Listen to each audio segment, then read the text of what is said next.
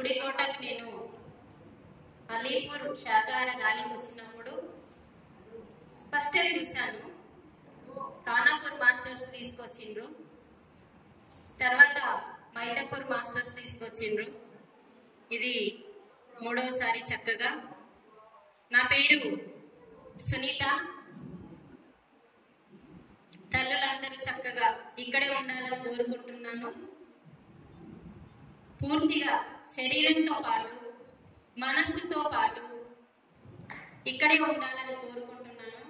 ఎందుకంటే ఈ సమావేశం ఎంతో గొప్పదండి. ఎన్నో పనులు మానుకొని ఇల్లుని పక్కకు పెట్టి కుటుంబాన్ని పక్కకు పెట్టి ఇక్కడ మనం సమావేశమైనాం. ఈ సమావేశంలో మనం ఏదో తెలుసుకోవడానికి వచ్చినాము. ఆ తెలుసుకోవడాన్ని పూర్తి శ్రద్ధ, ఏకాగ్రత, పట్టుదలతో, కసితో ఇక్కడే ఉండి నేర్చుకోవాలని, నేను కూడా మీతో పాటు నేర్చుకోవాలని ఇక్కడికి రావడం జరిగింది. అందుకని మీరందరూ మనస వాచ కర్మన ఇక్కడే ఉండాలండి. ఎందుకంటే చాలా మంది నేను గమనిస్తున్నాను, నిద్రపోతున్నారు, ధ్యానంలో కూర్చుంటున్నారు. ధ్యానం చేయించినప్పుడు ధ్యానం చేయాలి. సజ్జన సాంగత్యానికి చాలా చాలా ప్రాముఖ్యత ఉందని మన పితామహ పత్రిజీ గొప్పగా చెప్పారండి సాంగత్యం గురించి. అదే లేకపోతే మనం ఈరోజు సమావేశం ఇక్కడ.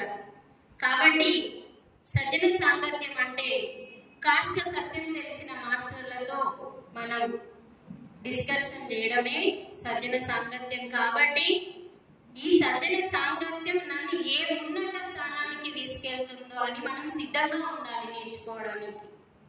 మరి ఈరోజు బ్రహ్మర్షి పితామహ పత్రిజీకి, బ్రహ్మర్షి పితామహ పత్రిజీకి ఈరోజు ఇంత ఇళ్లలో కేవలం గరిటెలు తిప్పే మేము స్టేజ్ల మీద భయం లేకుండా భయాన్ని తొలగించుకొని ధైర్యలక్ష్మిగా మైకును బట్టి మేము మారుతూ అందరినీ ఈ మార్గంలోకి తీసుకొస్తూ వారికి వెలుగుని అనే ఒక కార్తీక దీపం అనే జ్యోతిని వెలిగిస్తూ మరి ముందుకెళ్తున్న కారణానికి మన బ్రహ్మర్షి పితామహ పత్రిజీ కారణం. కాబట్టి ఆయనకి ఎన్ని కృతజ్ఞతలు తెలియజేసిన తక్కువే.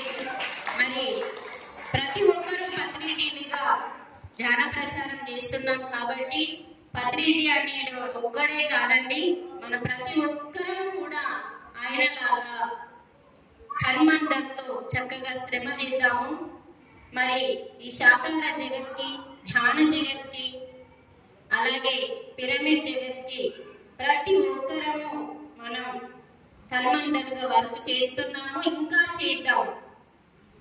మరి ఈరోజు ఇలా మీ అందరి ముందట ఉండడానికి కారణం నా భర్త. ఎందుకంటే నేను ఎన్నో అనారోగ్యాల ద్వారా సఫర్ అవుతున్న సమయంలో నాకు ఎవరి ద్వారానో ధ్యానం అందలేదండి. సాక్షాత్తు నా భర్త ద్వారా నాకు ధ్యానం అందింది. అది నా యొక్క ప్లస్ పాయింట్. దానివల్ల ఎన్నో అనారోగ్యాలని తొలగించుకొని అసలు ఆరోగ్యం ఎలా వస్తుంది ధ్యానం ద్వారా అని స్పష్టంగా తెలుసుకొని చక్కగా ఎన్నో క్లాసులకి అటెండ్ అవుతూ సేఫ్ క్లాసులు కానీ, రాఘారావు సార్ క్లాసులు కానీ, సోల్ కోచింగ్, ఇలా ఎన్నో సబ్జెక్టుల ద్వారా ఎంతో జ్ఞానాన్ని తీసుకొని ఎన్నో గ్రంథాలను చదివి మనిషిని మనిషిగా మార్చే, మనిషిని మనిషిగా మారుస్తూ మాధవుని స్థితికి తీసుకొచ్చే ఏకైక గ్రంథం మానవ గ్రంథం భగవద్గీత అని తెలుసుకున్నది ధ్యానంలోకి వచ్చిన తర్వాత. అంతకుముందు తెలియదండి. దీనికి కారణం పితామహ. అంటే భగవద్గీత అంటే ఏదో పూజ చేసేది, మొక్కేది అంతే అనుకున్నాం, కానీ ఆచరించేది అని మనకు తెలియదండి. ఎందుకంటే మన స్థితి తక్కువ ఆ టైంలో. మరి అందులో ఎంతో జ్ఞానం ఉంది.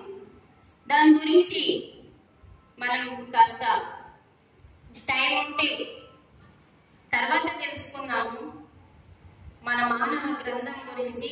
ఇప్పుడు నా అనుభవాలు ఫస్ట్ తెలుసుకుందాం. చాలా అవసరం అండి ప్రతి ఒక్క స్త్రీకి. మరి ఈరోజు ఇక్కడ స్టేజ్ని అలంకరించిన ఏదో మనం ఆషామాషికి చెప్పే మాట కాదండి.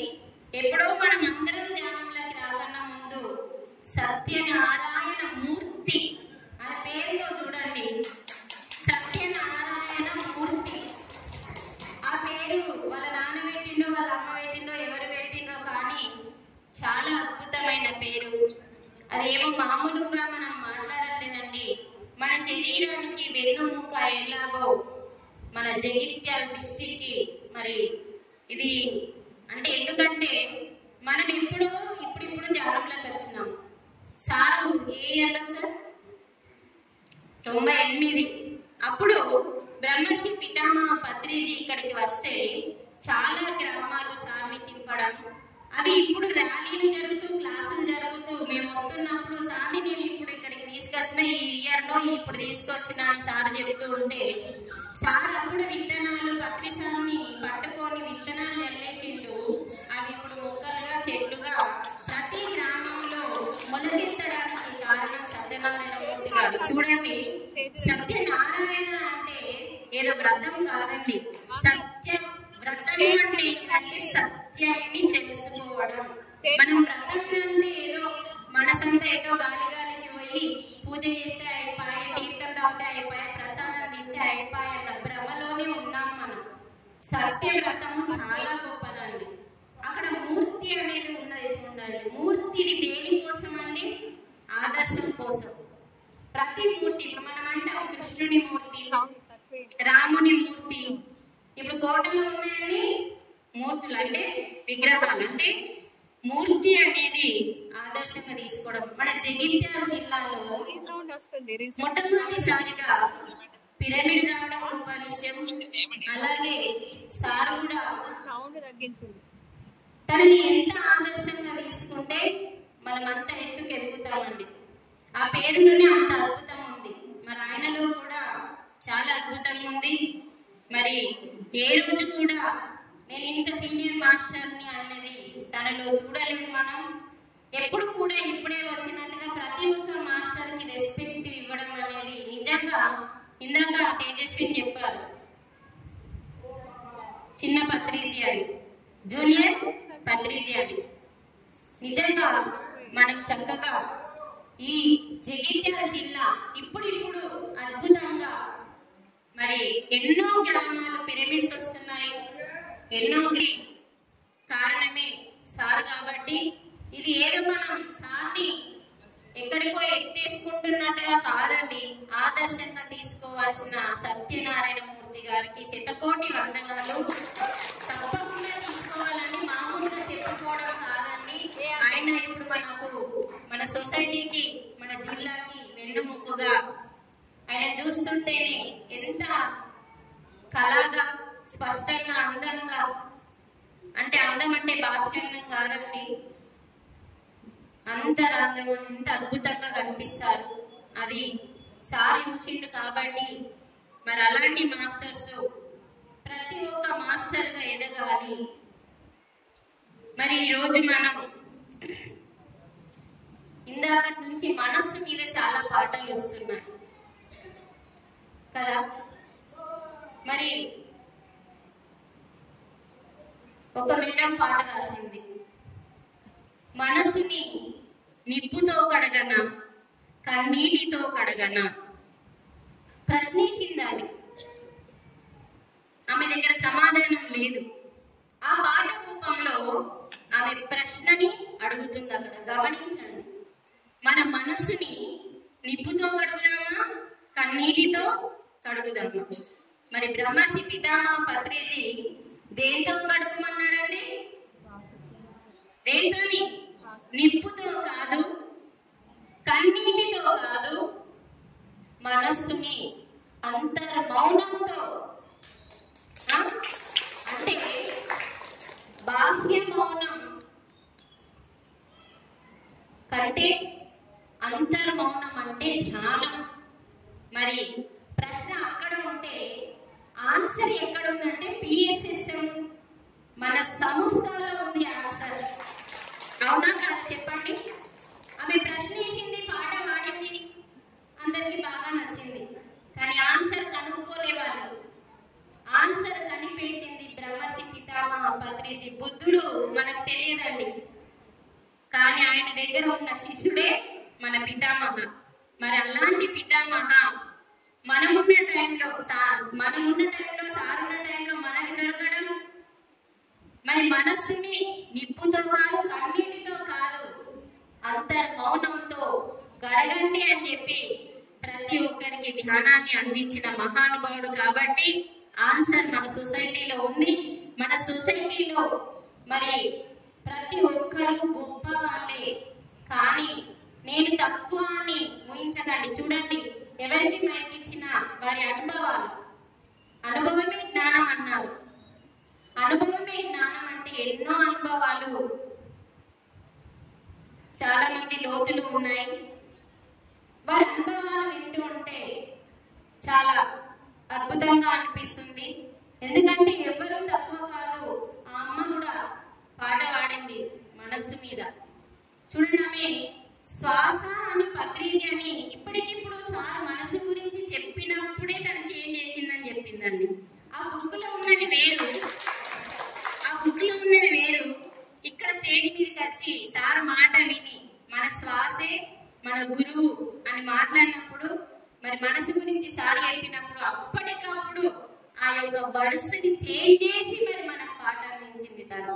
అంటే ఒక్కొక్కరిలో ఎంతెంత టాలెంట్ ఉందో మనం గుర్తించుకోవాలి. అందుకని మనం ధ్యాన ప్రచారంకి వెళ్ళినా, క్లాసులు చెప్పడానికి వెళ్ళినా, నేర్చుకోవడానికి వెళ్ళినా ఫస్ట్ మనం ఇల్లు చాలా ప్రాముఖ్యత అండి. ఎందుకంటే ఇంటి నుంచి మనం మొదలు పెట్టాలి. నా జీవితంలో ఎన్నో అద్భుతాలు జరిగినాయండి నేను ధ్యానంలోకి వచ్చిన తర్వాత. మరి ఏం జరిగినా మన మంచికి అంటాము కానీ దాన్ని పాటించం మనం. అలాగే పెద్దల మాట చద్దన్నం మూట అంటాం, అవునా? ఇవన్నీ మనకి పెద్దలు వివరించిన చక్కటి వర్డ్స్ అండి. వాటిని మనం ఎప్పుడైతే పట్టుకుని దాటిని అంతరార్థం తెలుసుకుంటాము, ఒక పదం గురించి తెలుసుకుందాం. పెద్దల మాట చద్దన్నం మూట. ఎంతమందికి దీని అంతరార్థం తెలుసు? సరే, పెద్దలు, ఏ పెద్దలు? పెద్దలంటే ఏ పెద్దలు? మన ఇంట్లో పెద్దవాళ్ళు ఉంటారండి, మన అత్తను, మన మామను, లేదా మన నానమ్మను, అమ్మమ్మను, వీళ్ళందరూ పెద్దవాళ్ళే. మరి వాళ్ళు కొందరేమో సరైనది చెప్తారు, కొందరు సరికాని చెప్తారు. గమనించండి, అంటే అక్కడ ఏమి జరుగుతుందంటే కొన్ని మూఢనమ్మకాలు కూడా చెప్తారు. మరి పెద్దలు అంటే మన వయసు పండిన వాళ్ళు కాదు. వినండి, మన మాటలు ఊరికే విడిచిపెట్టద్దండి. ఆ మాట యొక్క అంతరార్థం తెలుసుకోమని ఎంతో జ్ఞానాన్ని ఇచ్చింది మన పితామహ.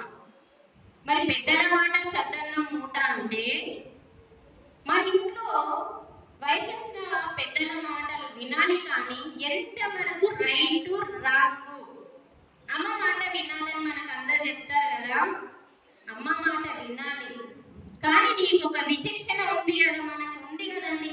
మనకు అందరికంటే, అన్ని జీవుల కంటే ఉత్తమమైన జన్మని ఎందుకు చెప్పిందంటే మనకి ఆలోచించే శక్తి ఉంది కాబట్టి. వేరే జీవులకు ఉందా అండి? లేదు. అంటే అమ్మ మీకు ఒక మాట చెప్పింది, నాన్న ఒక మాట చెప్పిండు, గురువు ఒక మాట చెప్పిండు, పితామహ పత్రిజీ నేను చెప్పిందే వినాలని లేదురా, నీ అనుభవంతో దాన్ని ఫాలోగా, నీ అనుభవమే జ్ఞానంగా మార్చుకో అని తను ఎంత చక్కగా చెప్పేవాడు. అక్కడ మనం ఏం తెలుసుకోవాలంటే, ఎదుటి వాళ్ళు మీకు క్లాస్ చెప్తారు, చెప్పినప్పుడు వినండి, విన్న తర్వాత మన యొక్క విచక్షణతో ఎంతవరకు కరెక్ట్ అని మనం సాధనలో వెళ్ళినప్పుడు మనకు ఒక అనుభవం జరుగుతుంది. ఆ అనుభవాన్ని మనం జ్ఞానంగా తీసుకోవాలి. అప్పుడే ఇక్కడ మనకి అసలైన విషయం తెలుస్తుంది. అంటే ఏదన్నా మనం గుడ్డిగా నమ్మద్దని పితామహ పత్రిజీ ఎన్నో క్లాసులలో చెప్తుండే. దేన్ని కూడా గుడ్డిగా నమ్మద్దు, విన్నదే సత్యము, చదివిందే సత్యం అన్నది కాకుండా దాన్ని ఎంతవరకు కరెక్ట్ అని మనం సాధనలోకి వెళ్తూ మనం తెలుసుకోవాలి. అలాగే మన ఇంట్లో ఒక మాట చెప్పినప్పుడు రైటా రాంగ్ తెలుసుకొని దాన్ని ఫాలో కావాలి. మరి పెద్దల మాట చద్దన్నం మూట అంటే పెద్దలు అంటే మన బ్రహ్మర్షి పితామహ, మన పెద్ద అయిన. నేనెప్పుడు గురువు అని చెప్పలేదు, నేనెప్పుడు మీ అందరికీ గురువు అని చెప్పలేదు.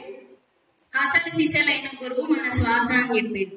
అంటే మనము జ్ఞానంలో ఎవరైతే పండుతారో, అంటే జ్ఞానంలో పండిన వాళ్ళే పెద్దలు. ఎంటికెళ్ళి పండిన వాళ్ళు కాదండి, జ్ఞానంలో. అందుకని యోగులు, మునులు, ఋషులు వీళ్ళందరూ కూడా మన పెద్దలేనండి. మరి ఈ భగవద్గీత ఇచ్చినైనా కూడా ఒక పెద్ద ఆయన కదా. అంటే ఇలా మనము ఈ యొక్క పెద్దలు చెప్పిన మాటని చద్దన్నం మూటగా ఎప్పుడైతే మనం కట్టుకుంటామో అది మనకి, చూడండి, సద్దిని కట్టుకున్నప్పుడు ఆకలి వేసినప్పుడు ఆ సద్ది గుర్తుకొచ్చి విప్పుకొని తింటాము, సమస్య తీరిపోతుంది. అలాగే మన పెద్దలు చెప్పిన ప్రతి మాటని గురువుల రూపంలో, యోగుల రూపంలో, ఋషుల రూపంలో, దేవుళ్ళ రూపంలో ఇలా ఎందరో పెద్దలు ఉన్నారు మన భారతదేశంలో. మన భారతదేశం అంత గొప్ప దేశం, ఇంకా వేరే వేరేని ఎందరో చెప్తారు. మనకైతే పూర్తిగా దాని గురించి సత్యం తెలియదు. కానీ ఎందుకంటే మన దేశంలోనే ఎక్కువ మంది యోగులు ఉన్నారు, మన దేశంలో అంత జ్ఞానం ఉంది, అన్ని గ్రంథాలు ఉన్నాయని ఎందరో చెప్తూ ఉంటే మనం వింటూ ఉన్నాము. మరి ఈ భగవద్గీత, ముఖ్యంగా భగవద్గీత మానవ గ్రంథం, మరి మన దేశం నుంచే వచ్చింది కాబట్టి మరి ఎంత గొప్పదో. మరి అందుకని ఇలాంటి పదాలు నన్ను మార్చినాయండి. ఈ పదాలన్నీ నేను ఒక లిస్టు మీద రాసుకున్నా. పెద్దల మాట చద్దన్నం మూట, మానవ సేవే మాధవ సేవ అంటే ఏంటిది దాన్ని వివరించి చక్కగా తెలుసుకున్నా. అలాగే ఏ జరిగినా మన మంచికే అంటాం. నా జీవితంలో జరిగిన విషయం చెప్తాను. ఏం జరిగినా మన మంచికే అంటే మాకు చెప్తారు, వింటాము, అయిపోతుంది, పోతాము. కానీ ఏమన్నా మన జీవితంలో జరిగినప్పుడు, ఈ మాటలు గుర్తుకొచ్చినప్పుడు, మరి ఏం జరిగినా మన మంచికే అన్నారు కదా, ఇక్కడ నాకు జరిగిన మంచి ఏంటి అని మనం గ్రహిస్తే తప్పకుండా ఆన్సర్ దొరుకుతుంది అని నేను సత్యం తెలుసుకొని గ్రహించడానికి సిద్ధంగా ఉన్నాను. ఒకరోజు